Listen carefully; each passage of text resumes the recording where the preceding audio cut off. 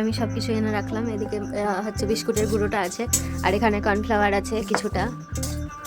কি জানো, মশলাগুলোকে ভাজছে, সব মশলাগুলোকে একসঙ্গে দিয়ে এটা গুঁড়ো হবে, তারপরে মিক্স হবে।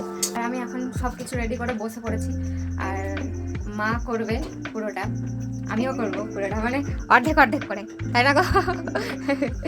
আলু সেদ্ধ, হ্যাঁ তুমি করছো কিন্তু আমি করছি আজও। এখন কর্নফ্লাওয়ারটা হচ্ছে জলে গুলাতে হবে, সব শেষে করবো ওটা। আর হচ্ছে গাজর আর বিট ওটা নিয়ে আসতে হবে। আলু সেদ্ধ হয়ে গেছে, এখন আলুগুলোকে সব ছিলে নেব। আমার ক্যামেরা করে দেওয়ার জন্য কেউ নেই, সেই জন্য আমি নিজে নিজে ক্যামেরা করছি, আমাকে দেখাতে পারছি না ওই জন্য। যাই হোক, তো সব কিছু রেডি হয়ে গেছে, এটা এখন আলুগুলো ছিলে রাখি তারপরে। আর এই যে এখানে গাজর আর বিট কুচি করা রয়েছে। আমি এখন তেল দিয়ে দেবো, কারণ হচ্ছে যে আমার মা রুটি করছে, এখন আর করবে না আমাকে হেল্প, তো আমি দিই, অল্প করেই দিলাম, তেল দিলাম এতটা মতো।